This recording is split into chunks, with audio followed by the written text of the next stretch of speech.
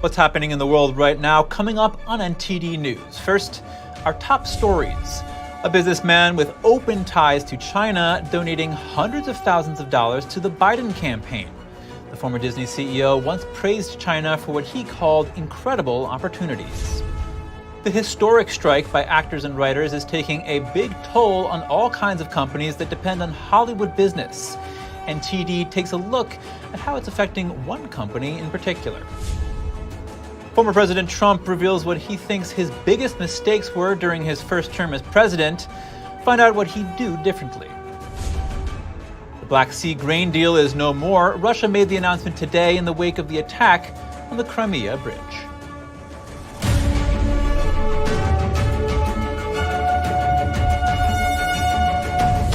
Welcome to NTD News Today. I'm Chris Beers. Our top news: more than a dozen train cars toppled off the tracks after a 40-car freight train derailed in southeastern Pennsylvania early this morning. Multiple cars were reportedly loaded with hazardous materials, triggering a Level 2 hazmat response. No leakage or injuries were reported. Officials evacuated homes nearby as a precaution, but observed no hazard to the public, adding that no further evacuations are needed. The cause of the crash is still under investigation. Disney now says the photos from its live-action remake of Snow White and the Seven Dwarfs are real. That's after first saying they were fake when criticized. The Daily Mail showed photos and video that depict the seven dwarves from the classic story as one dwarf and 6 regular-sized people of various races and sexes. The Daily Beast asked Disney if the photos were real, and Disney initially said they were fake and wanted a correction from the Daily Beast. But the news outlet said that hours later, Disney backtracked and said the photos were real, but unofficial Disney shared last year that the 7 dwarves would now be referred to as magical creatures. Disney made the renaming decision after criticism from actor Peter Dinklage, who has dwarfism. The first joint strike by Hollywood actors and writers since 1960 is affecting multiple dependent industries. NTD's Daniel Monahan has the story of a struggling provider of lighting and other equipment. The company called Wood & Nickel has served Tinseltown Productions for over 3 decades, but the strikes mean fewer sets to rent its gear to. Owner Brian Godwin says sales dropped 50% within a few weeks of the writers' strike kicking off. Now that the actors have entered in, this week is a disaster. It's down a good 50% again. His once empty shelves are now brimming with equipment. There are good days, don't get me wrong. It's a roller coaster, but there are highly impactful days that are like, the cash flow's not there. But Godwin won't be laying anybody off. He guarantees 40 hours a week to all his employees. The business owner says camera people, grips, and electrics are all suffering. Every day I'm getting a call or a resume sent to me. Hey, it's slow. You got any work there? I sadly have to say to them, we're not hiring at this time. Employee Ricardi Zendejas says the company was slammed until COVID came. And now that the strikes are going on, it has slowed down a little bit. But I'm seeing it, like these strikes are impacting a lot of people. Actors and writers are both demanding increases in base pay and residuals in the streaming TV era. They also want assurances that their work won't be replaced by artificial intelligence. Daniel Monahan, NTD News. A former Disney CEO and his wife donating almost $2 million to the Biden campaign. That's despite open ties to China. The businessman used to visit the communist country every month. Here are the details. Former Disney CEO Jeffrey Katzenberg and his wife Marilyn are both donating to the Biden Victory Fund. The fund is part of President Biden's presidential campaign. Federal Election Commission records show that Katzenberg and his wife both donated over $889,000 to the fund in late April, totaling to around $1.7 million. That's despite Katzenberg's strong ties to China and the Chinese Communist Party, or CCP. Katzenberg, who also ran DreamWorks Animation back in 2014, proclaimed how often he visits China, saying, "I've been to China every single month for the last 2.5 years because it's a place of incredible opportunity right now." During his time as DreamWorks CEO, the company announced the construction of a production studio in Shanghai as a part of a multi-billion-dollar deal with the CCP. That deal came just days after Xi Jinping, who is now Chinese regime leader, traveled to the U.S. in 2012. During that trip, he met with then-President Obama, Vice President Biden, and Jeffrey Katzenberg, among other people. The deal later prompted an investigation by the SEC. The commission wanted to find out if DreamWorks violated the Foreign Corrupt Practices Act by bribing Chinese officials to gain access to the Chinese market. Reports say the commission hasn't made the results of that probe public. Fox News' Maria Bartiromo asked former President Trump if he made any mistakes during his presidency. Trump revealed what he felt was the biggest problem. The mistake would be people. I mean, I wouldn't have put a guy like Bill Barr. I wouldn't have put Jeff Sessions in. There are some people that I wouldn't have put in. You know, most people were good. He also says he wouldn't have used former Defense Secretary Mark Esper. When asked why he put people he did not like in office, Trump said he wasn't familiar enough with people in Washington. He mentioned that he came into Washington politics from a totally different scene in New York. He says he is now more familiar than anyone else with people working in the nation's capital. He says he now knows who are the good ones, the bad ones, the smart ones, and the dumb ones. He also says that if he didn't fire former FBI head James Comey early in his presidency, he may have been able to serve his entire term. He says Comey was part of a plot against him. Senator Joe Manchin has raised $1.2 million in the second quarter of 2023, raising speculation he could announce a presidential run. He has not made an official decision on whether he will run for Senate re-election, make a third-party bid for the presidency, or retire. The Epoch Times obtained the fundraising figures along with other numbers showing that Manchin campaign has $10.7 million in cash on hand and $2.2 million available in his PAC. Two Republican candidates have announced a run for Manchin's Senate seat, but the money that Manchin raised is more than either of those rivals brought in during the same period. Manchin said he will make a decision about his political future this coming December. Coming up, a new law in Texas stops cities from mandating water breaks for construction workers. This is potentially deadly, so how did this law come to be? And how big will its impact really be? And airplane pilots are getting a raise. A new deal between United Airlines and pilots is worth an estimated $10 billion. More in just a moment, here on NTD News Today.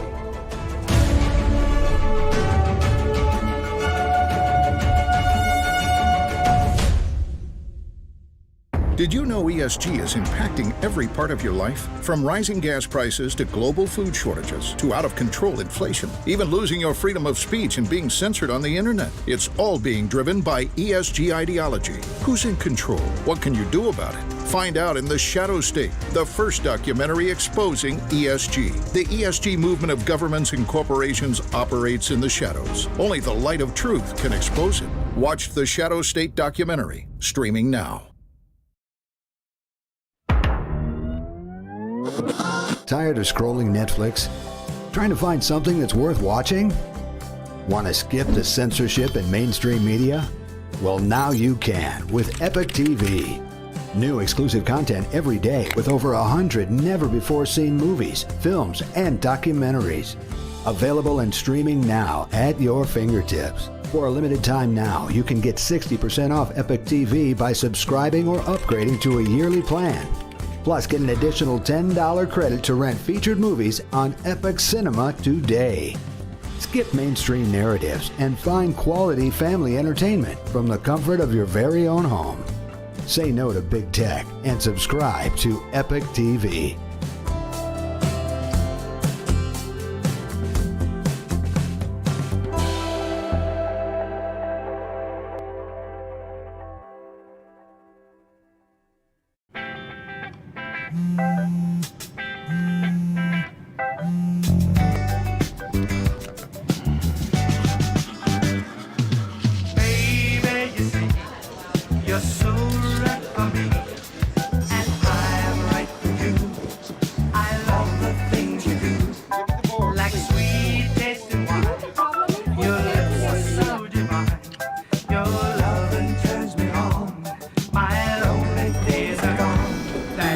Why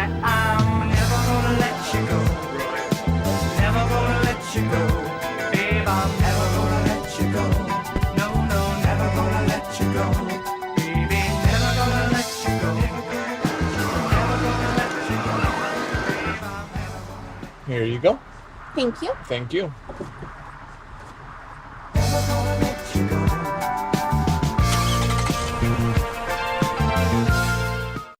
Anyone who's ever sold a home will tell you it's really hard.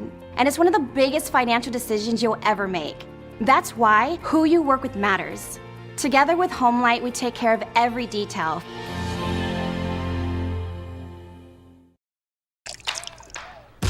You're not gonna get it all right. Just make sure you nail the big stuff. Mama! Like making sure your kids are in the right seat for their age and size. Get it right at nhtsa.gov/the-right seat.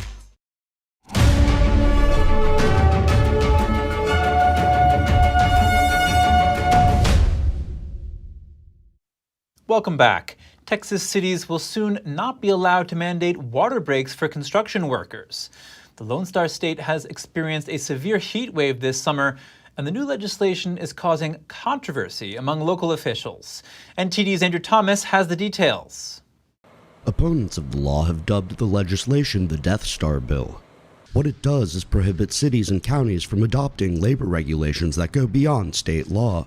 But there's no statewide or national regulations for water breaks. For construction workers, the danger is real. Texas is the deadliest state when it comes to construction. One worker dies every 3 days in our state. In fact, more workers die of heat-related illnesses in our state than any other state. Most Texas cities don't have a water break law, but Austin and Dallas do, one that's about a decade old. Currently, it mandates a 10-minute break every 4 hours. Dr. Neil Gandhi explains that the severe heat can cause a variety of acute health issues. What we're seeing now during this current heat wave is folks who work outside are extremely affected by the high heat. We can see them really get dehydrated pretty quickly and pretty fast. Some of them have had to come in for hospitalization. Texas Governor Greg Abbott signed the legislation back in June. It aims to stop regulation of small businesses. The representative who filed the bill called the growing list of city laws contradictory and confusing after a number of local businesses complained. Houston Mayor Sylvester Turner announced the city was filing a lawsuit against the state. For a city like the city of Houston, we are a home rule city that is vested in the state constitution, which means we have the right to self-govern. The law doesn't stop employers from giving their workers rest breaks. The co-owner of Dallas General Contractor told the New York Times he wasn't aware of the city regulation, but that it's common sense to give workers breaks in water. The new law takes effect on September 1st. Andrew Thomas, NTD News. As Arizona faces drought and intense heat, the city of Scottsdale has banned natural grass in the front yards of newly built homes in an effort to conserve groundwater. The measure was supported unanimously by the Scottsdale City Council and will apply to single-family homes. This is one among many attempts by Arizona to conserve water as the Southwest faces rising temperatures, decreasing groundwater reserves, and persistent drought conditions. In June, Arizona announced limits on construction in the Phoenix area owing to rapidly disappearing groundwater. Parts of the state have been in a long-term drought since the mid-1990s. The ban on natural grass comes at a time when Arizona is experiencing extreme heat with daily temperatures in Phoenix hitting 110 degrees. Already blistering temperatures are forecast to go even higher for Nevada, Arizona, and California, with some areas going above 120 degrees during the day and remaining in the 90s overnight. Senator Chuck Schumer wants the public to know more information about UFOs. He plans to introduce a bill that would create a commission to disclose sightings. The move has bipartisan support. It comes as whistleblowers claim that environmental agencies are withholding critical information. The New York Times reported the new commission would have the authority to force government agencies to declassify information on the subject of extraterrestrials. A former Defense Department intelligence officer went public recently with claims of covert programs to retrieve crafts of non-human origin. He gave both Congress and the intelligence community inspector general classified information about the programs.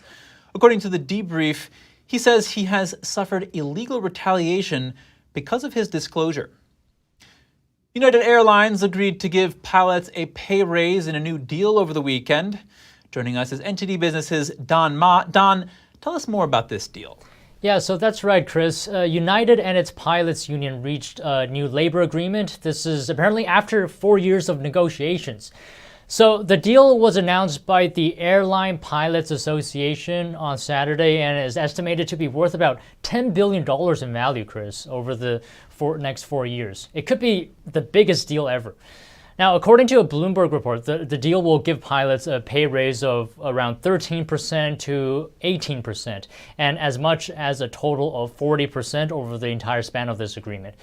Now, here's some more details of the agreement. It also gives quality of work-life improvements, things like job security, work rules, retirement, and benefits. And United has confirmed as well, an agreement has in fact been reached with Airline Pilots Association.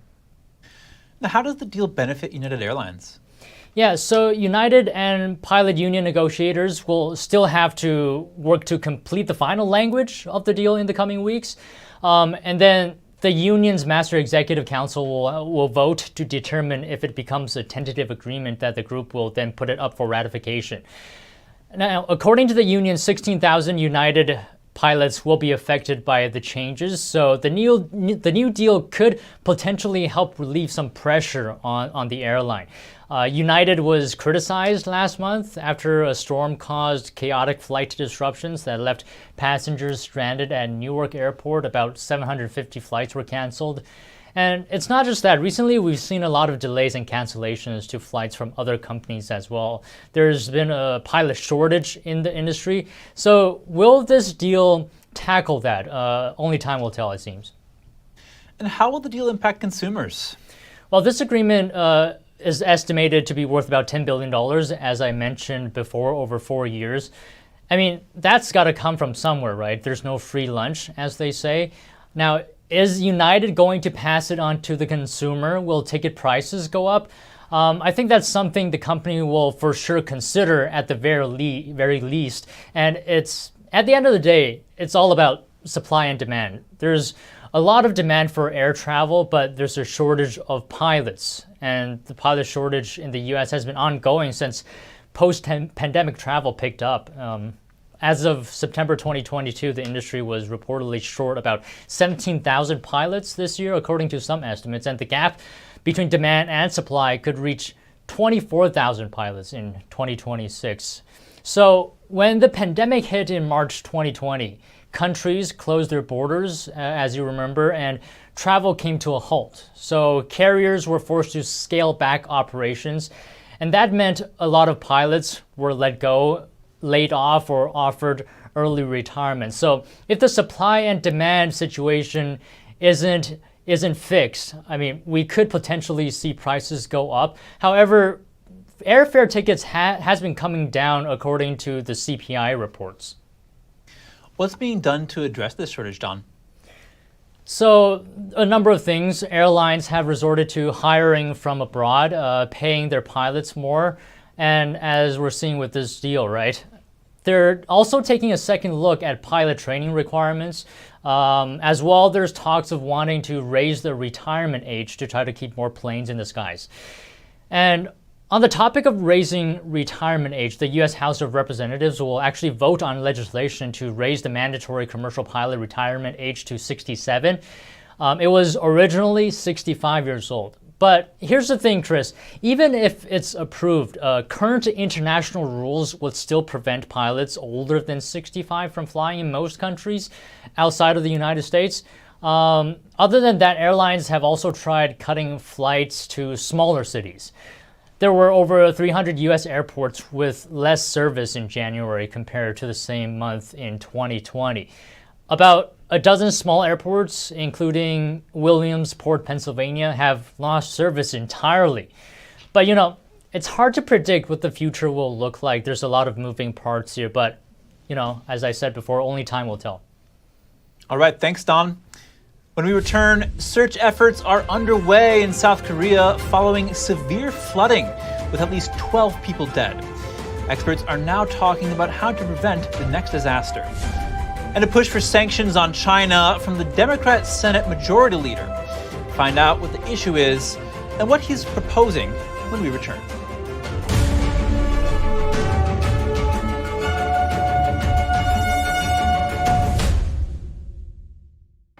What does it mean to devote your life to the truth? Does it mean investigating communist subversion here in America? Does it mean exposing the deadly fentanyl crisis in the Midwest? Or spending late nights and covering deep government corruption? Because at a time when America's traditional values are under attack, it's the responsibility of righteous journalists to uphold truth and tradition.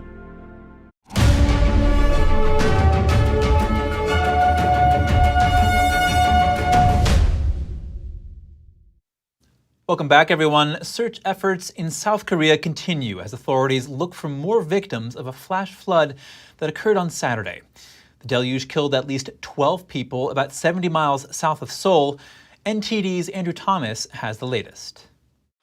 A flash flood trapped 16 vehicles in a tunnel on Saturday after a river levee collapsed in Cheongju. The disaster killed 12 people, including 3 bodies found overnight.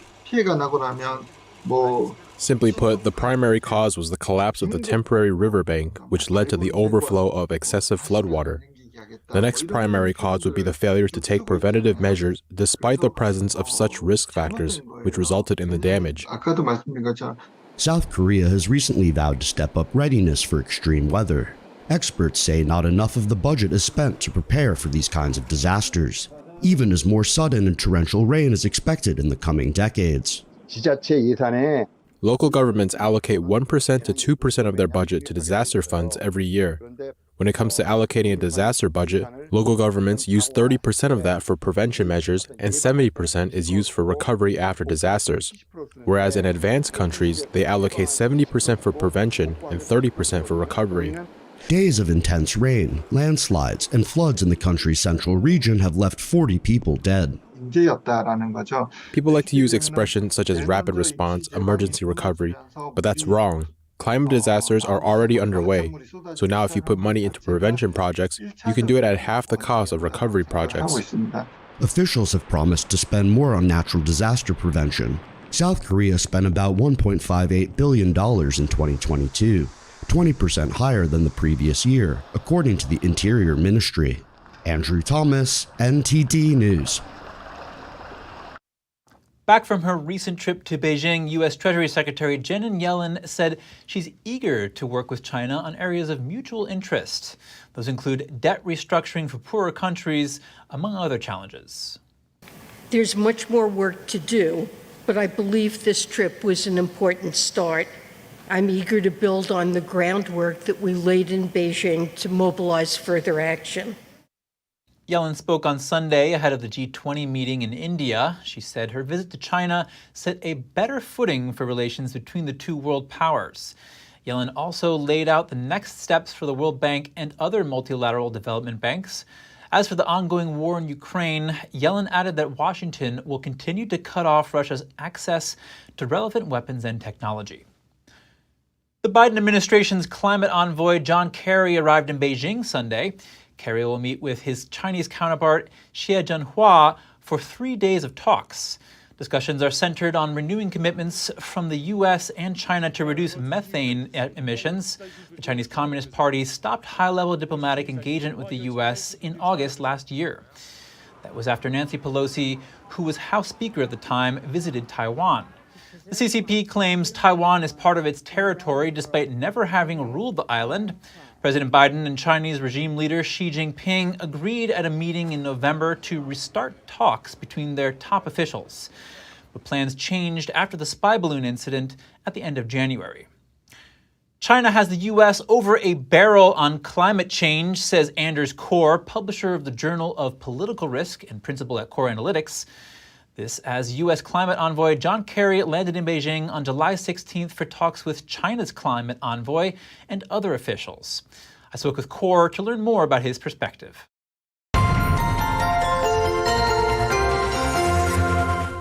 Anders Corr, thank you for joining us. Thank you. In your recent article, you're saying that John Kerry must walk away from Beijing with a climate deal. Why the urgency here? His reputation is on the line. America's reputation is on the line as global deal makers. COP28 is coming up in Dubai, and he wants a deal with China before he goes so that there can actually be progress there. And you also said he's getting desperate for a deal, as we're kind of hinting at here. And you're saying that makes him a lousy negotiator. What could any deal he brokers look like given that? He's not likely to get a concession from China. China is looking for concessions from the United States. You can see that in the Chinese reporting in advance of the talks. They're demanding things like, changes to our Taiwan policy, Xinjiang, other human rights issues. So, they're the ones who think they're in the better bargaining position. They think the U.S. is on its back foot, and it shows. You said the CCP is extorting the U.S. for cutting coal in the article. What is China trying to get? China is engaging in what I would call environmental extortion, where they know that we desperately want a climate deal. And so they are essentially risking, permanent global warming by continuing to expand their coal plants, their coal power plants. They know that's very bad for us, and they're looking for concessions. It's almost like using their coal plants as a weapon against us and the rest of the world. And what else are they trying to get out of these negotiations? They're looking for changes to our Taiwan policy. They don't like the fact that Pelosi visited Taiwan, for example. As soon as that happened, they canceled cooperation on climate for about a year, along with other things like fentanyl. So they're trying to leverage our desperation around climate issues for their political gain. And who has the upper hand here in this situation? China thinks it has the upper hand because they know, really because U.S. voters, especially Democrat voters, really wanted a climate deal, a global climate deal. China doesn't have to answer to voters. Xi Jinping is a dictator. He doesn't have voters he has to deal with. So he can just wait until the U.S., pressured by its voters, looks for a quick deal. And that's putting us on the back foot, unfortunately. Anders Core, principal at Core Analytics, thank you very much for your time. Thank you. U.S. Senate Leader Chuck Schumer wants to sanction China over fentanyl. He's pushing for a bipartisan amendment to the upcoming defense bill. Schumer says the amendment would authorize the White House to declare fentanyl trafficking a national emergency and open the door to sanctions. The Senate leader says the bill will be brought to the floor this week and believes it will pass with strong bipartisan support. Paraguay is the last country in South America to still hold official relations with Taiwan. The country's incoming president opened up on why it makes more sense not shifting to Beijing. We have no constraint on doing trade with China. We would love to do more trade with PRC, but we are also looking to have the market of the U.S. open. We think that this is going to happen relatively soon. Santiago Peña says his country has an agriculture-based economy and needs to move up in the value chain. He said Taiwan makes the best choice. The president-elect is facing pressure from the agricultural sector back home, which wants to open up lucrative Chinese markets to soybeans and beef. But Peña maintains that Paraguay cannot rely on a single market. The country is also working on trade with Japan and South Korea.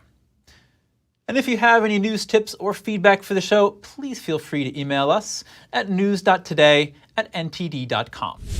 After the break, accusations fly after an attack on the Crimea bridge. 2 parents are dead and their daughter hospitalized with injuries. And with many Ukrainians having left their homeland to escape the war, how will the Ukrainian economy survive? More shortly here on NTD News Today.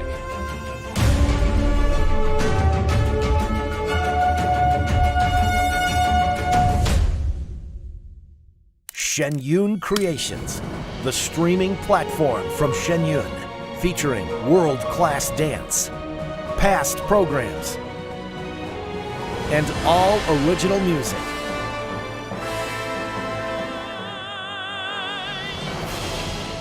Masterclasses, behind the scenes, comedy, and more. Explore shenyuncreations.com. It's just clear as day. The media, whether it's broadcast, cable, or print media, has become extremely biased. And I started looking online for alternative ways to get information. And I saw an ad for a free trial. And I looked at it and I said, Epoch Times. I mean, come on, this is end of days type of stuff. I mean, what are they going to be talking about here? And I said, well, it's a free trial. Let me dig in. Is it giving me both sides? Is it giving me an objective point of view here? I have looked for opportunities to see where they might be biased, and I don't find it. It has given me a level of trust in media that I didn't think I'd ever get back. I love the Epoch Times because it has renewed my faith in the idea that a reliable, responsible, non-biased source of information is available. And I can say that I love it because of that. Hey Bobo, do trees tell each other stories? I'm sorry, I'm afraid I don't know that. Hey, why don't we go find out? Listen. Can birds draw pictures? I don't have an answer for that. Dad, do stars visit their friends? Look!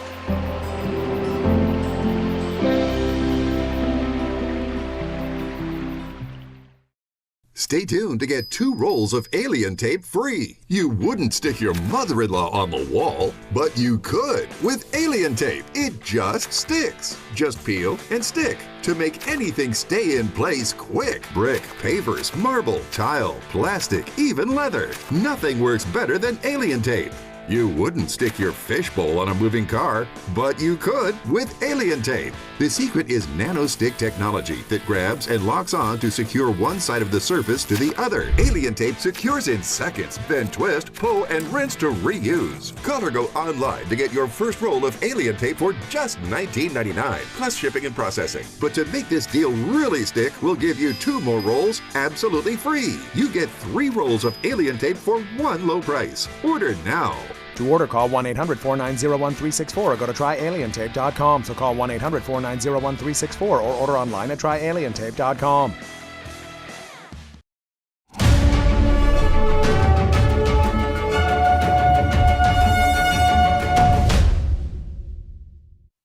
Thanks for staying with us. The Black Sea grain deal is no more. Russia made the announcement today in the wake of the attack on the Crimea bridge. The deal allowed Ukrainian grain to be exported through the Black Sea. The Kremlin said the halting of the Black Sea grain deal had nothing to do with the bridge attack. Russia says the suspension of the deal will continue until its demands to get its own agricultural shipments to the world are met. Russia has complained about restrictions on shipping and insurance hobbling its food and fertilizer exports. 2 people were killed and their daughter was wounded today in an attack on the Crimean bridge. NTD's Daniel Monahan has more on what Russia called a terrorist attack by Ukraine.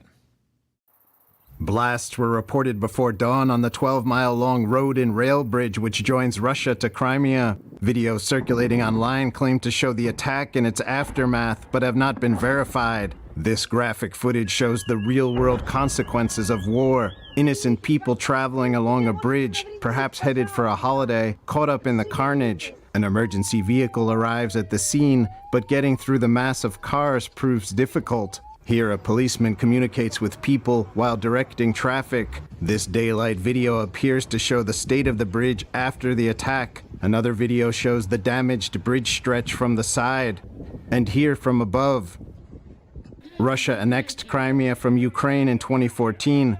The bridge serves as a transport route for Russian troops fighting in Ukraine and is a prestige project personally opened by President Vladimir Putin. Russian officials blame Ukraine for what they call a terrorist attack on the bridge, while Ukraine says the attack could be some kind of provocation by Russia itself. On the same day that Putin must decide whether or not to extend a UN brokered deal that allows the export of grain via the Black Sea. But 3 Ukrainian media outlets say Ukraine was behind the attack using seaborne drones. Russia blamed Ukraine for an attack on the bridge last October, saying it was organized by Ukrainian military intelligence.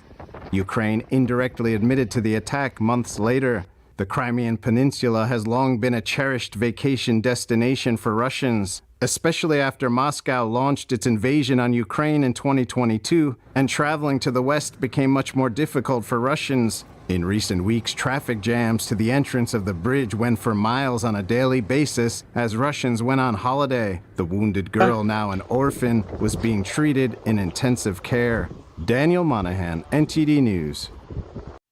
With the war dragging on, Ukraine's population is shrinking, and it could decline further by about a third over the next 30 years, according to a study published in March by the European Commission's Joint Research Center.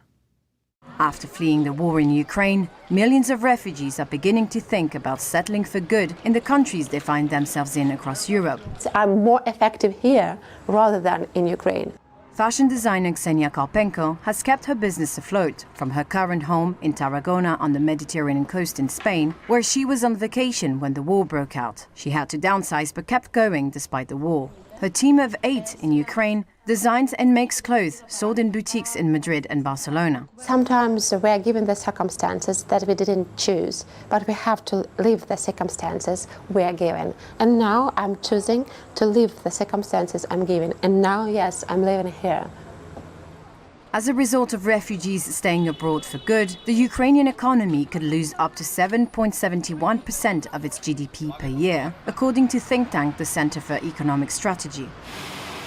Back in Ukraine, businesses are now grappling with the likelihood that many refugees will not return and that the workforce will keep shrinking for years to come. According to the United Nations Refugee Agency, only around 1 in 10 plans to return anytime soon. Labor shortages are especially acute in industries requiring high levels of education and training. 2/3 of the women who sought refuge elsewhere in Europe have a higher education, according to research published in March by the CES. And once wartime restrictions on men leaving the country are lifted, many could join families abroad, according to Ella Libanova, a demographer at the National Academy of Science. The Ukrainian government, however, is more optimistic about returnees, saying the patriotism has surged after the invasion. Oleksiy Sobolev, the deputy economy minister, told a recent roundtable he expected up to 75% of refugees would head back to Ukraine within 3 years of end of fighting. After the break, Japan encourages more women to pursue careers in STEM. The Tokyo Institute of Technology aims to have women make up about a quarter of new students. And a veteran car designer in Italy is showing off his new concept car. The self-described failed painter's work includes James Bond's submersible Lotus in The Spy Who Loved Me. Stay tuned for more when we return.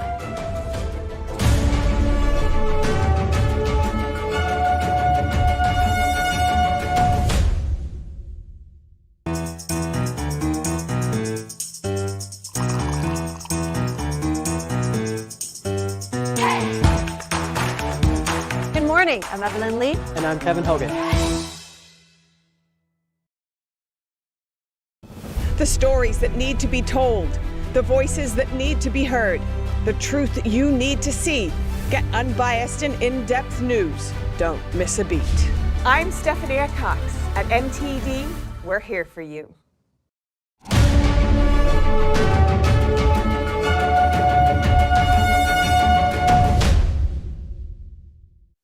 Welcome back. Japan is trying to encourage more women to pursue careers in science, technology, engineering, and math. Currently, only 16% of female university students are majoring in STEM fields. NTD's Andrew Thomas has more on the nation's efforts to close the gap. Japan is making a big push for more women like Yuna Kate.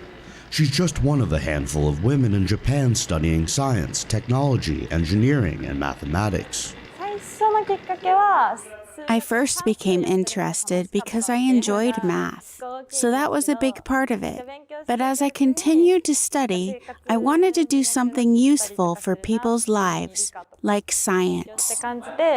Japan ranks last among Organization for Economic Cooperation and Development nations for women majoring in STEM. But Japanese girls score the second highest in the world in math and third in science. There is still a strong unconscious bias in Japan that women are not suited for science or that they do not need to go to university. I think this is a reason why there are so few women in the sciences or in the STEM fields.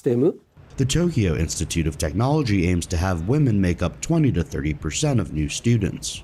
Right now, they only account for 13%. Universities have to make it known to the world that they want to accept female students, so we are taking proactive steps with the women's quota, strongly appealing to the world that we want female students to come to our university. The current lack of female STEM students like Kato has become a big problem for Japan. The country is looking at a shortfall of 790,000 workers by 2030 in the IT field alone. Japan's working population is declining more and more. With the birth rate falling and the population aging, it is a very important issue that the power of every person be leveraged, regardless of whether they are a man or a woman.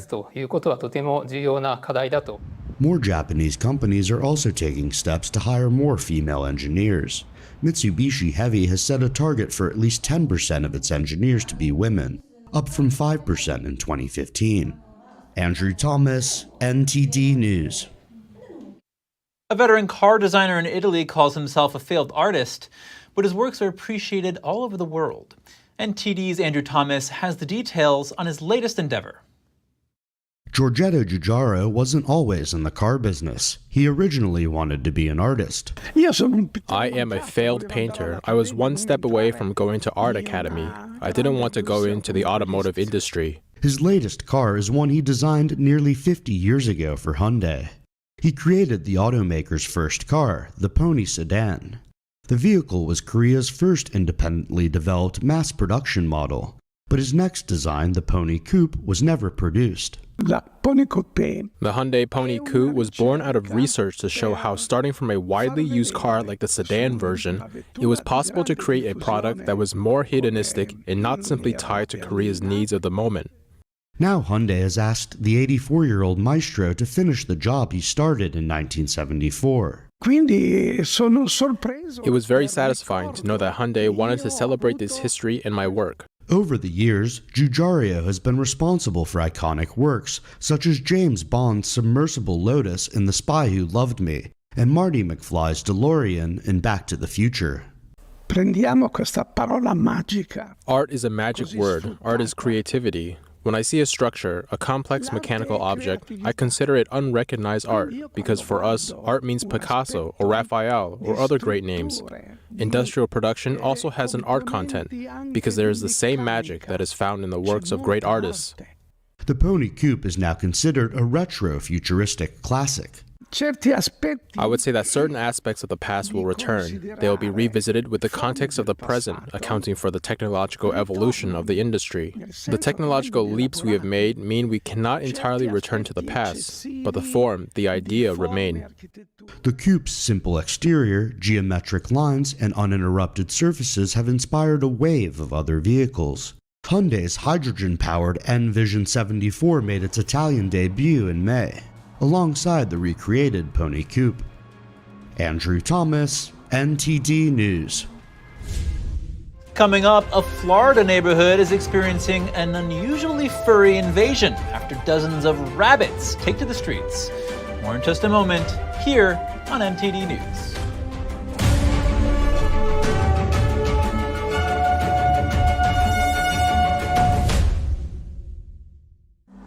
Life doesn't always give you time to change the outcome. Prediabetes does. 1 in 3 adults has prediabetes, but with early diagnosis, prediabetes can be reversed.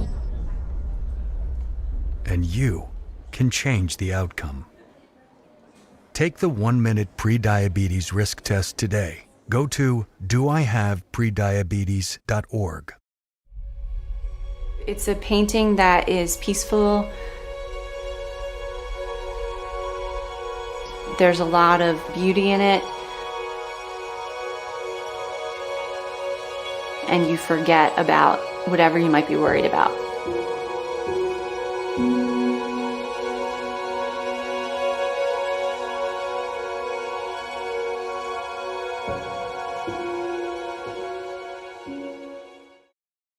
My dad's name was David. He always talked about getting life insurance, and now it's too late.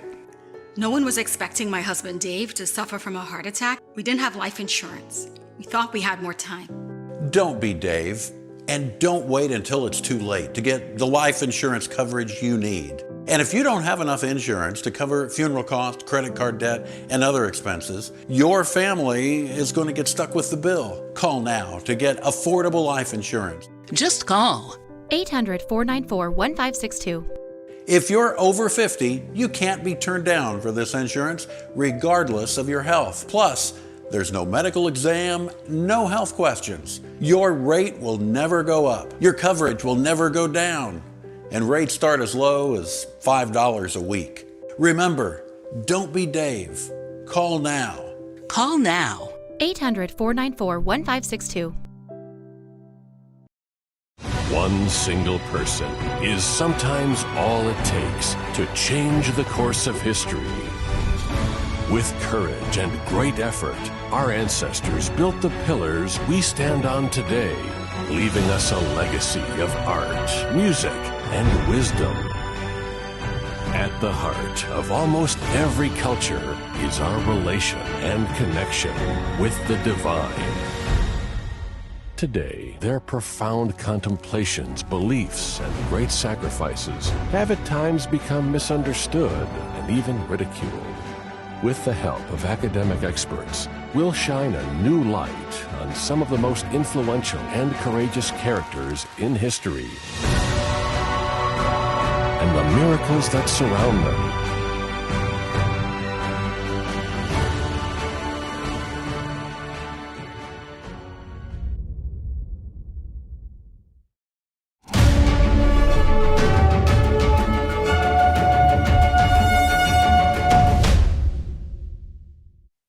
Back to the news. A mystery metal object is baffling locals and authorities after it washed up on a remote beach in Western Australia.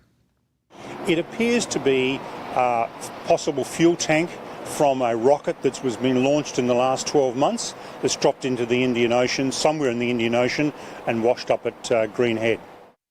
The massive cylinder is sparking speculation online. Some believe it came from the Malaysia Airlines MH370 that went missing in 2014, but one expert says that's impossible because the plane disappeared over 9 years ago and there should be more wear and tear on the debris. Local police are looking into the object. Turning to Florida, where a suburban neighborhood is dealing with an invasion of domestic rabbits. The fluffy creatures are roaming the streets after they were illegally let loose by their breeder. Here's NTD's Cost Jimenez. This small community in Fort Lauderdale now has to deal with several dozen lionhead rabbits who have taken up residence in the neighborhood.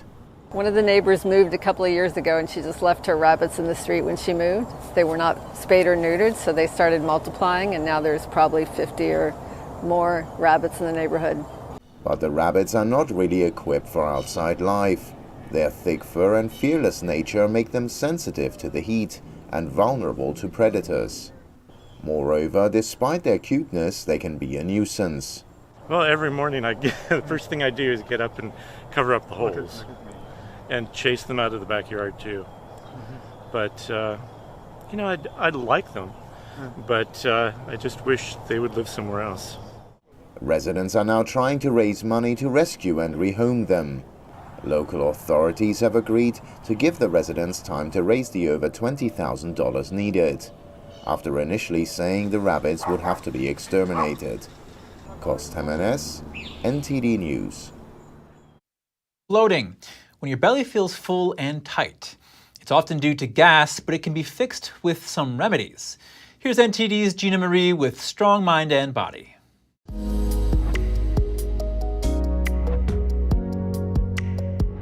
There's plenty of advice around about how to relieve abdominal bloating, but some health professionals have highlighted 3 natural ways. This can help people to put an end to the uncomfortable sensation of a bloated belly. Bloating is a short-term disease affecting the gastrointestinal tract. It's generally characterized by an excess buildup of gas, air, and fluids in the stomach. The first line of defense for preventing it is changing your diet. A few health experts have advised starting with the following steps. Number 1. Drink water. Drinking water is probably the last thing people want to do, especially when they feel like their belly is about to explode. But registered dietitian and nutritionist Rachel Doyle said hydration is important for minimizing bloating. Drinking water may help to reduce bloating by ridding the body of excess sodium. Excess salt is often hidden in cans, frozen foods, and processed foods. Water keeps everything moving along smoothly in your digestive tract. This is essential for regular bowel movements.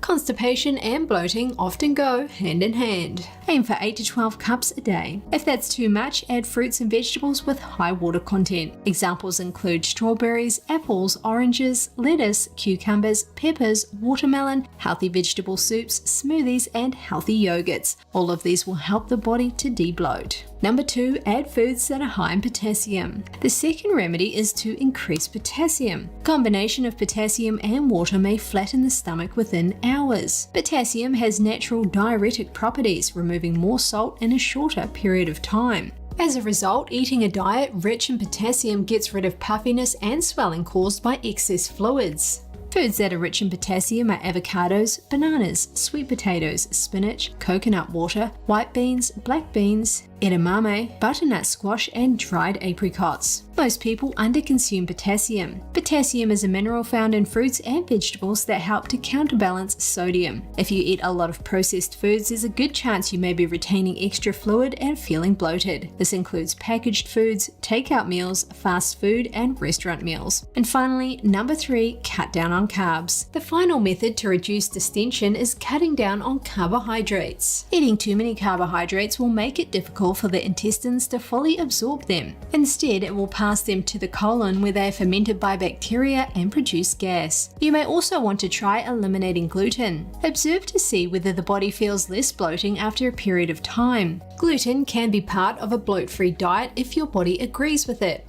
Try choosing the least processed sources of gluten. Examples include homemade bread or gluten-containing whole grains like couscous or barley. In closing, if you can't resolve bloating, be sure to reach out to a healthcare professional. Tom Cruise famously saved the box office last summer with Top Gun Maverick. Could he do it again? Here's the early weekend box office estimates. It's been a long time, friend. You've no idea the power I represent. It knows your story. Mission Impossible Dead Reckoning Part 1 opened on top with $56.2 million from Friday through Sunday. That's lower than the debut weekend of the previous film in the series, 2018's Mission Impossible Fallout. But the new film set a franchise record with $80 million in its first 5 days since opening Wednesday. Globally, the latest Mission Impossible movie racked up an estimated $235 million in ticket sales this weekend. Thank you for tuning in today. I'm Chris Beers.